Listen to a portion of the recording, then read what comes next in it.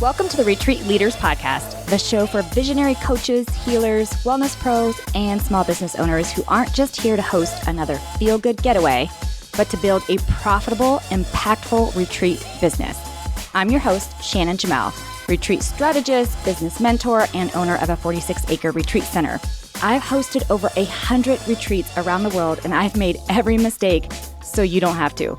Each week, we'll dive into the mindset, marketing, money, business, and mechanics behind sold-out, profitable retreats. Plus, hear from expert guests who are walking the talk. Whether you're planning your first retreat or scaling your 100th, you're in the right place. Welcome to the show.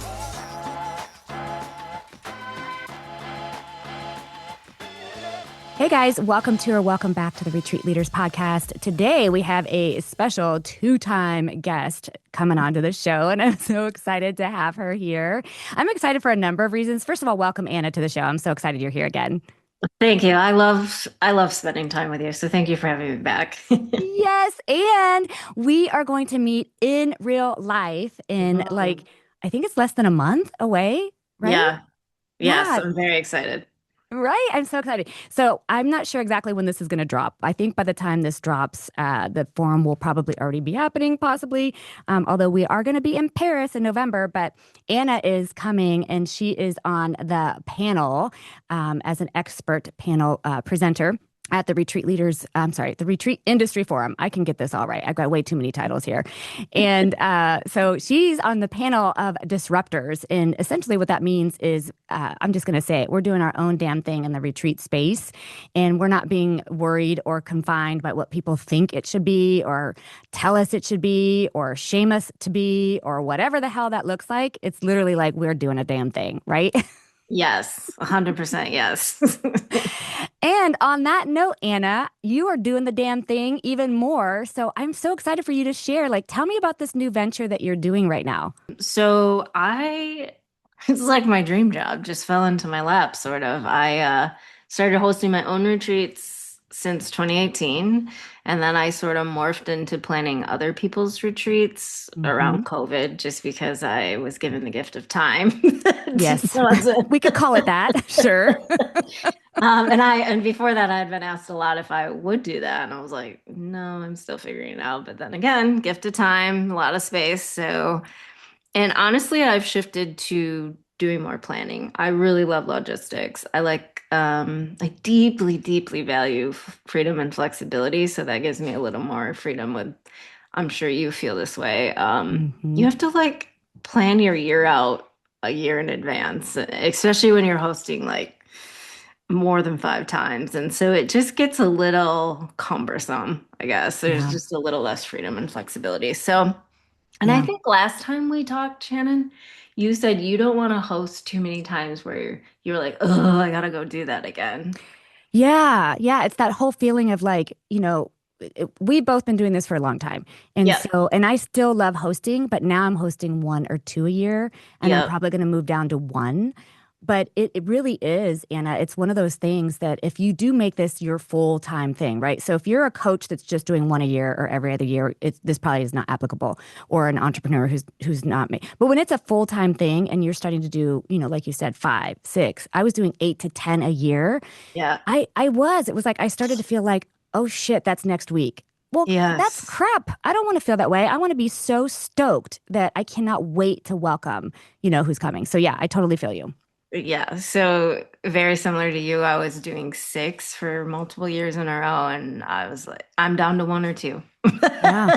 And we love that 1 or 2, right? I do. I get so excited to go. Yeah, I can't wait. And I also just get to show up better. So yeah, it's a natural evolution. And I think so. Like you said, this is my full-time gig. It's not, I just host occasionally and someone plans it and helps me execute it. Like I'm running this retreat brand. So yeah. So now you're transitioning to another. So what started off as a dream, I don't know if y'all realize, but dreams change. And so you were doing your dream, and then the dream transition morphed into now this is your new dream. And tell me about it.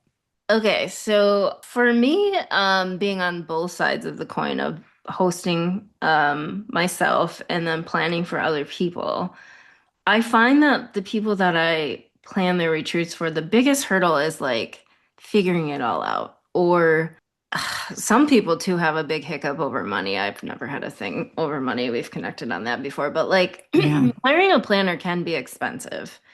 And so I was like, what if we could curate a directory of retreat centers that, because also sometimes photos lie. Sometimes you get there if you can't scout it Girl. before. And like, or even just like this staff isn't like maybe what you're hoping to complement your vibe or bring your experience to life. And so, anyways, I was like, what if we could vet all of these locations and build the team so that you only have to sign up for a 4 or a 7 night retreat. That's it. You're like, okay, here's a directory. Here is like all of the supporting staff. We consider essential staff to be photographers and chef, and then Yes. everything else is Yes, an ma'am. add-on. Yeah. I mean, Yeah. marketing is I important. ho- I hope you guys hear that, what she just said.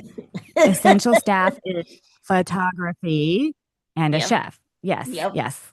Okay, so they're built into the 4 and the 7 night package, and then there's add-ons for Yeah. anything wellness workshop related, that excursion, whatever.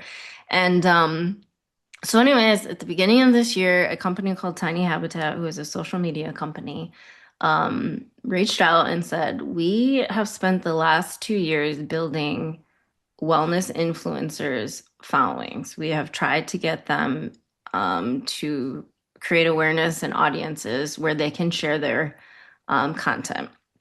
Their values have to align with Tiny Habitats, which is sustainability, wellness that's vetted, and sort of, it's the Wild West. Yoga, Oh, wellness is the retreats. wild, It is wild the Wild west. West. So, Amen. so trying to be like, hey, if you participate with these people, they're legit and you'll be safe and all of the things. So, anyways, they now have a network of 2,000 influencers and wellness practitioners. And these people, instead of just running smaller offers, they want to do a larger offer and they want to meet their audience in person. And so they're like, where the hell are we going to host these retreats? So I am in charge of building the directory, finding venues that will align with these Yeah. influencers, and then the influencers are going to come to these spaces, these retreat centers, and they're going to host at least once a year, if not multiple times a year, bring their Hmm. audiences, bring their following, help you with cross promotion. And then Tiny Habitat, while I'm building your retreat package, they are helping you get more leads on your own organically on social media. So it's been so much fun. I can only imagine. So I'm both sides. I'm actually three sides of it. Yeah, you are. That could be so sexual, but we'll just skip that part. I'm like the retreat leader.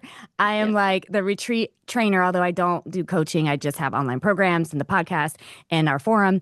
And then I'm the venue owner. So I, as all three of these people, am like wowed because this hits everything.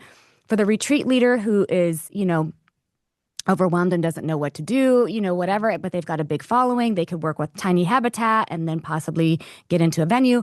For the venues who are like, they have such an amazing, unique, beautiful, Yeah. sustainable space, but they're just not, they don't have the visibility, they don't have the capacity, whatever may be the case.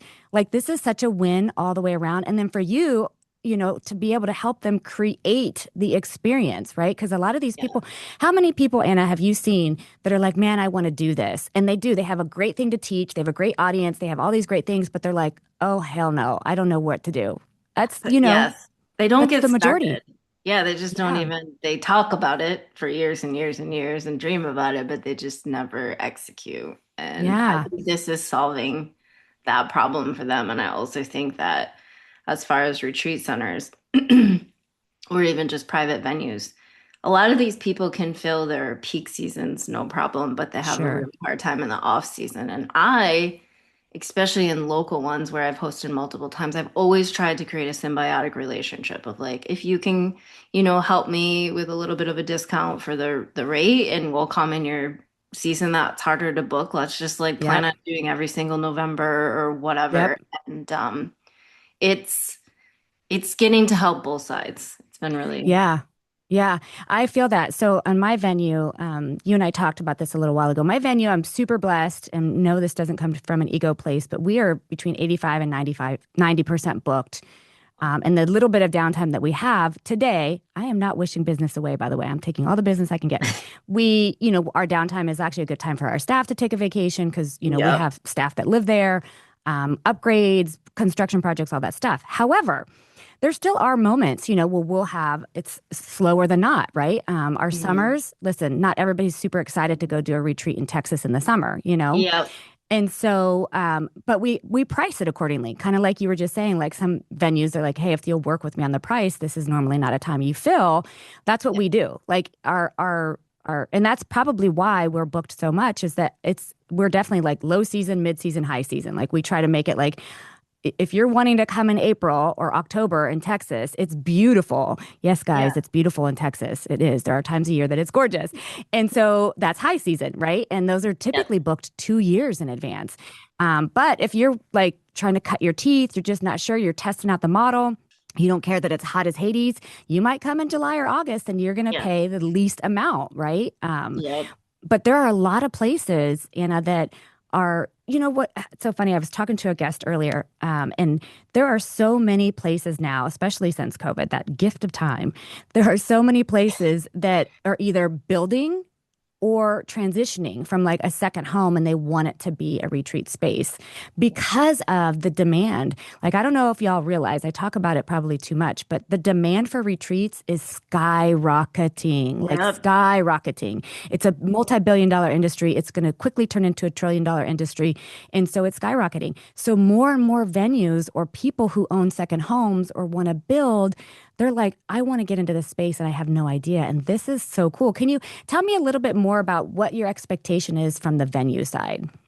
Yeah, nature based, so we really want them to be kind of in the middle of nowhere. We I want them to love be that. beautiful and secluded. We don't want to work with hotels. We want them to be special. We want them to already have somewhat of a network with local vendors. So if like your area is known for fly fishing, I just had a call with somebody like again, if we can get in that shoulder season where you could get to do Yes. that and just a little bit chillier, but it's still an option, like the people that Tiny Habitat has nurtured, they need more of like gathering beautiful spaces. So we don't need a whole lot of extra excursions, which again helps with these off-season Yeah. bookings.